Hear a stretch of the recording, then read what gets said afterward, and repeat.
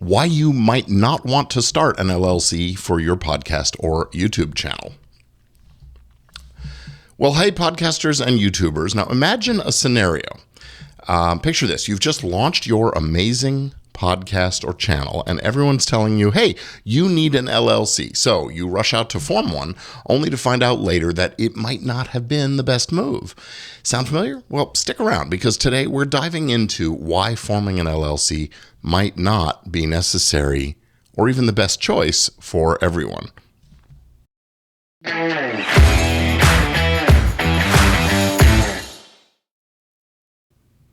Well, all right. Welcome back to this episode of Legit Podcast Pro. I'm your host, Gordon Firemark, the podcast lawyer. And in this episode, we're going to be exploring the reasons why podcasters or YouTubers and other media creators often consider forming an LLC, and more importantly, why it might not always be the smartest move. So we'll jump right in by talking about some of the reasons they start these in the first place. YouTubers and podcasters often think they need an LLC largely because of this concept of legal protection. Forming an LLC can provide limited liability protection, meaning that your personal assets like your house, your car, your financial accounts are shielded from business-related liabilities. And this is particularly appealing if your podcast or channel involves some of the bigger risks like advertising, significant sized advertising deals, large contracts, or if you're bringing on employees. Or you might be thinking could be a target for copyright infringement lawsuits or defamation or privacy issues. And by having an LLC, your personal property can be protected in case your business faces these legal issues or debt. The second reason people form an LLC is that it creates an organizational structure. It can be used to allocate and assign ownership interests, profit shares, and control over the company's operations among its owner members. The third reason is capital financing. Some businesses use LLCs as the mechanism to raise capital by selling off membership interests to their investors. If you need to take on equity investors, this can be the best approach. That isn't really the case for most podcast businesses. And tax advantages also are a reason. LLCs offer potential tax benefits and write-offs. They provide flexibility in how you receive and report your income, and that can be beneficial. For instance, you might be able to deduct business expenses like equipment, marketing costs, travel expenses, medical reimbursement plans, and things like that. And that could potentially reduce your taxable income and result in some significant savings. Definitely want to talk to your tax advisor about that. Branding is another reason, because establishing a formal business entity can make it easier to register trademarks and protect your intellectual property. It helps to solidify your brand's presence.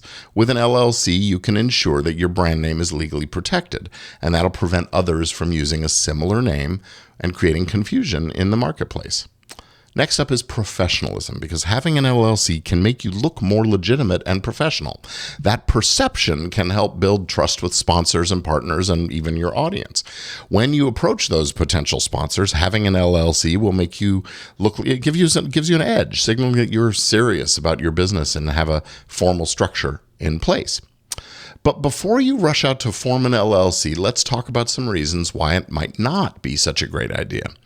Top among these is the costs and fees. Forming an LLC comes with initial setup costs and annual maintenance fees. Depending on your state, these can add up very quickly. Plus, there are costs associated with filing and compliance. These ongoing costs might not be worthwhile if your podcast or YouTube channel isn't generating substantial revenue. Eventually, it might get there, but maybe not yet. All right.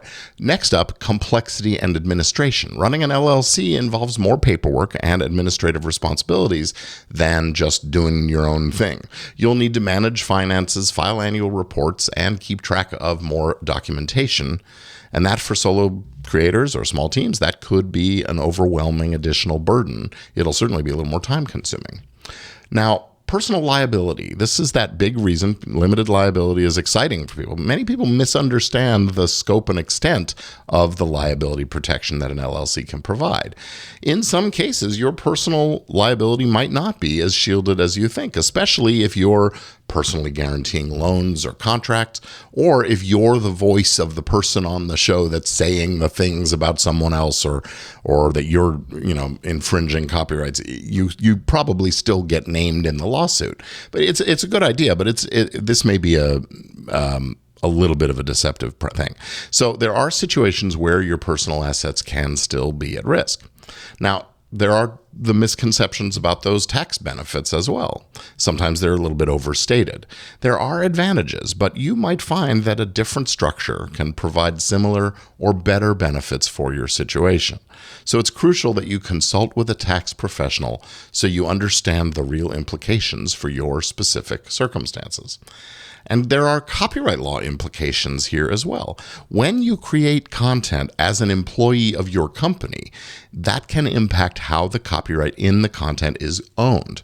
Works made for hire for a company aren't eligible for the 35th to 40th year termination of transfers window that exists for works of individual authors. That means that you might lose the long-term ability to get back control of your content if you ever sold it to someone or something like that.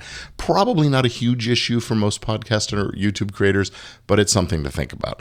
Understanding these implications of how it affects copyright law and control is important for your long-term strategy. Now, if forming an LLC doesn't sound like it's quite right for you, there are some alternatives. Let's just run through those quickly. First off, the sole proprietorship. Now, this is the simplest form of business structure. It doesn't take any doing. You just start doing business. It's easy to set up and manage, straightforward tax filing because you have direct control. You're the business and the business is you. And that means, though, that your personal assets are completely unprotected.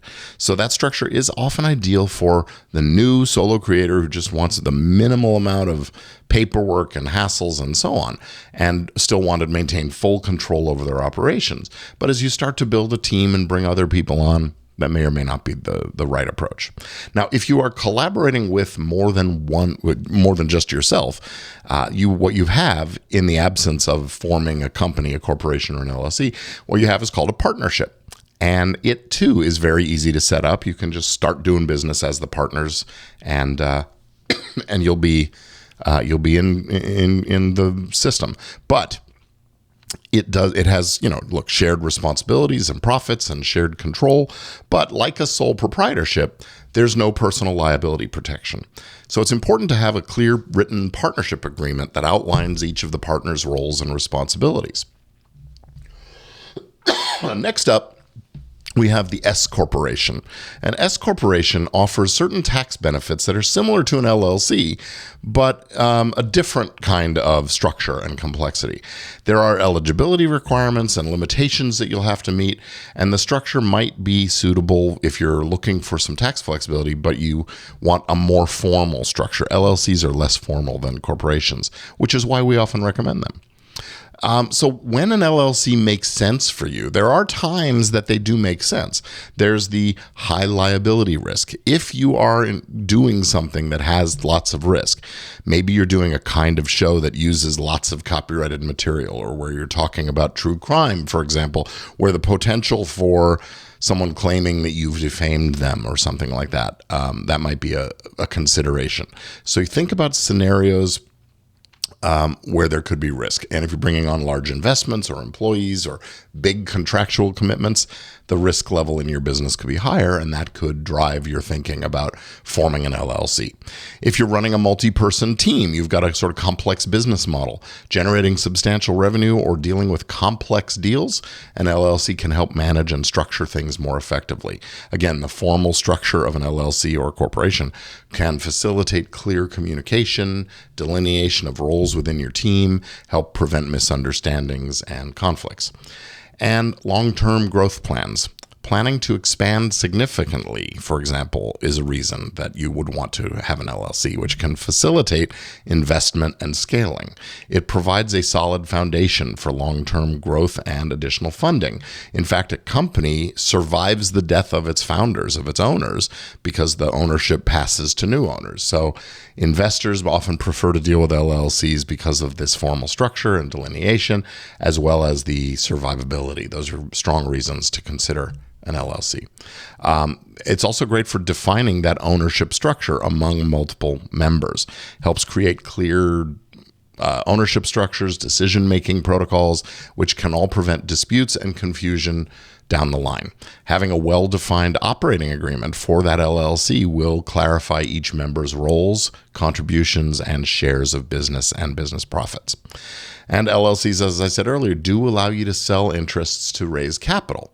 Now, this can be a way to get funding, but it's important to be aware of the potential pitfalls and legal considerations involved in selling these interests. And it's crucial to ensure that you're in compliance with all the legal and regulatory requirements when you're selling shares of your company or something. So there you have it, the pros and cons of forming an LLC for your podcast. And it's really important that you weigh all of these factors carefully before you make your decision. There's no one-size-fits-all answer here. So if you need help navigating these decisions, please reach out to me or head over to podcastlawforms.com for all the legal forms and templates you need that'll help you establish solid business relationships, team structures, and monetization deals. I talk about this as well as trademarks and copyrights and business transactions and team deals and all of those things inside my course, Easy Legal for Podcasters. You can find out more about that at easylegalforpodcasters.com. And please don't forget to register for my podcast growth and profit workshop coming up really soon. Just visit event.podcastlaw.net. This workshop is designed to help you take your podcast to the next level and ensure that you're making the best legal and business decisions from a place of true professionalism. So that's going to be it for this episode. Thanks for tuning in to Legit Podcast Pro. I hope you found things helpful today. Don't forget to subscribe, rate, and review our podcast to help others find us. And stay tuned for the next episode where we're going to be exploring other effective ways to monetize your podcast without compromising your content. You won't want to miss it. Thanks for being here. I'll see you again soon.